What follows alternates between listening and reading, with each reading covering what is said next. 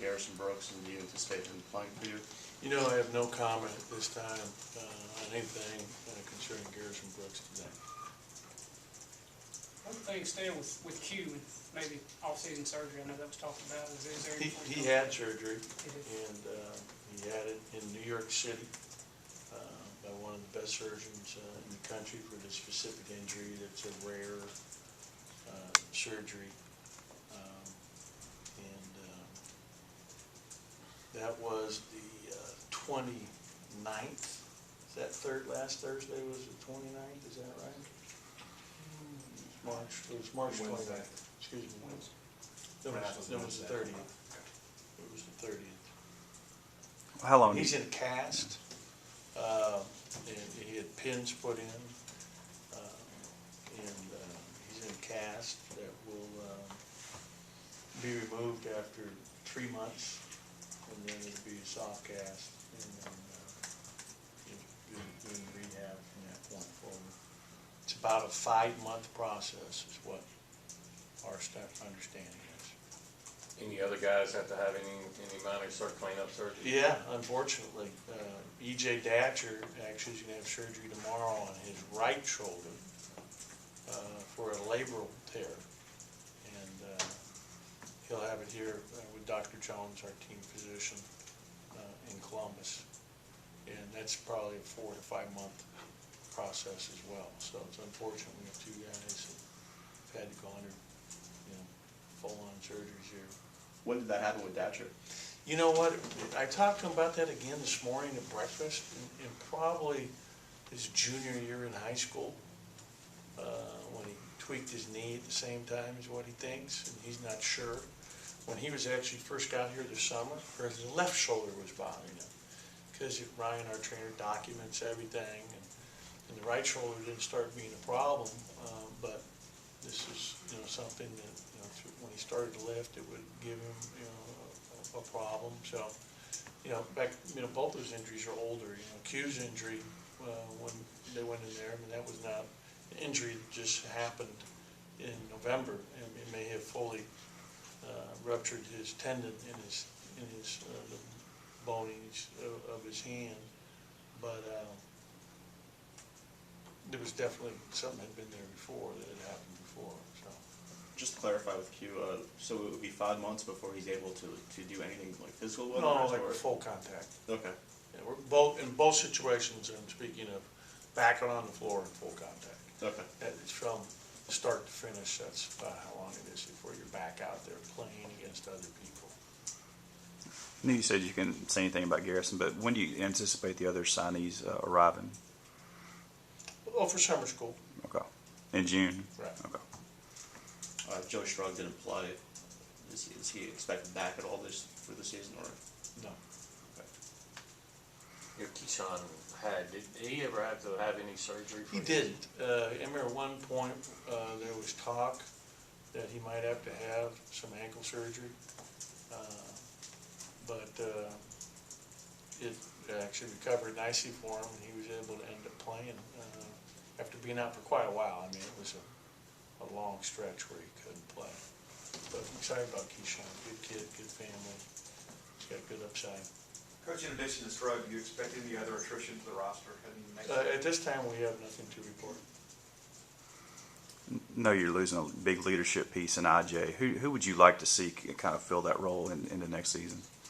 It's he was definitely a key leader on our team, and that's a great and important question, because we need another guys to step up into that role. And obviously, one is Q, and we want Q to be more of a verbal and vocal leader. He's kind of a introverted guy in many ways when he's out there, and I'm hoping that he can step up definitely and be more of a vocal leader for us. But we have some other guys that are more vocal, and that's kind of a process that's taking place right now, and it's an important one. But I've talked to a number of guys on our team about being more vocal and taking on more of a leadership role with that void there now with IJ gone. Nick is kind of the opposite of his brother in that regard, where he's actually very vocal at times on the court. Do you anticipate him having that impact as a freshman, or is that too much to ask? Or how do you see him impacting this team? Well, yeah, I think he's gonna be a really good player. And I love that you see that in him. You know, I watched the state championship at the Coliseum, and thought he was very vocal in that game and very much a leader. And for him to get here this summer, get comfortable with his teammates, and you know, start that bond, that'll be good for us. With some of those guys missing for summer workouts, how does that change what you do over the summer, given you don't have? Yeah, you know, we have a lot of limitations in the summer from the standpoint of how many hours we get. You know, most of our stuff will be skill development as opposed to 5-on-5 stuff. Last summer, we were going to Italy, so we were you know, building towards, you know, that, where we need the skill development stuff, and to get 2 hours a week. I really wish that there was more time during the summer. Talking about changing that rule, and I hope they do at some point, where you get 8 hours total, 6 for strength and training, conditioning, and 2 for skill development and working with the coaches on the floor. There was talk that they would allow you to use that time however you wanted it, meaning if you wanted to use 4 hours of skill or basketball training, you could do, and then 4 hours of weightlifting, or however you wanted to use that as a program, which is what I prefer. I mean, you know, the biggest time that you see guys make good jumps in their, you know, abilities is in between seasons. And, you know, so I wish that were the case, and hopefully some point here down the road that they make that change, because I think it would benefit the student athlete. They want to work at it. They want to get better. They want to be coached. They want to be taught. And it would be a very important rule that would be helpful. What's the process of replacing Coach D to where you kind of stand with that? You know, we're in a national search right now, and we have a lot of interest in that position. And, you know, it's a great facility and weight room, and, you know, SEC, and Mississippi State's got a great reputation. So we are having our players will get to live with us for just another week and a half, and then we can no longer do anything until they get back for summer school, because of rules prior to when finals start. You have to give them so much time and space to get prepared for finals. So the 20th is the last day we can do anything with them, so that's coming up here now. Do you expect to have somebody when they return for summer? Oh yeah, by the time they get back, and so I'm going to be, you know, very diligent about doing a good job of evaluating and then getting to where we're interviewing three candidates and make a good decision for a good fit.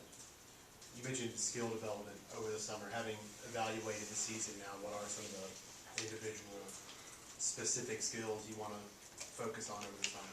Well, like, you know, basic things, you know, ball handling, passing, obviously shooting, and, you know, getting better in all 3 of those skill areas. We've got to be a better passing and ball handling team if you know, really watch. And obviously, you know, shooting's big, and everybody can improve in that area. And, you know, some guys can get better because they get bigger and stronger in that area. But, you know, those areas in particular offensively, and, you know, so there's a lot of time to be spent on those in particular. And obviously, you know, just competing. And one thing our guys have been doing a good job, they've been playing all the time. I mean, you know, they've been playing a lot on their own, and that's shown good leadership within the group, that they're getting together after they left, or you know, after they're working out and playing 5-on-5 when we're not doing skill. How close to 100% do you think Stapleton was at the end of last year? Yeah, I think, like I told him, I don't think he'll be 100% back to where he was until we get to August. And that's kind of what I saw. You know, he came out there in December, and you know, he was never 100% completely from the standpoint of, you know, having had a chance to build into the season like you normally would. It was, you know, kind of starting December 2nd, I think, was his first day of practice. So I think this summer is huge for him, and I think it's going to really help him. And I'm hoping that, you know, he'll be allowed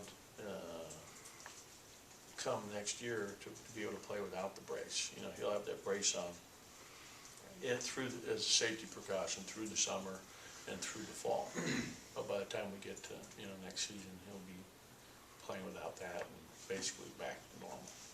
Just from a coaching standpoint, how different is it for you to go in? I know you had hopes that Abdul would be cleared last year, but just from a coaching standpoint, to go into a season preparing for him to play this year. Yeah, it really helps us, gives us a big bolster up front from the standpoint of the depth at that position, and the fact that we're vastly improved with him because of his physicality and how hard he plays, the motor he has, how tough he is. It makes our team definitely better. We would have won definitely 3 or 4 more games if he'd been able to play this year. What do you want to see from Schneider this offseason? Just, continued improvement in every facet, and just, continue to grow in the weight room and continue to get stronger there and get himself to where he's getting in better condition, but, improvement in his skill level. Like, he actually has a chance to be a pretty good shooter on the perimeter, spacing on shots, coming to the high post. I mean, he's shown he can do that a little bit here, even this spring here in some of our workouts, but it's just about the time commitment and putting a lot of time in on his own time. With our limited amount of time we get to work with these guys, it's going to be a lot of hard work by him getting in the gym and doing extra work on his shooting and on his skill. Is that it? Okay.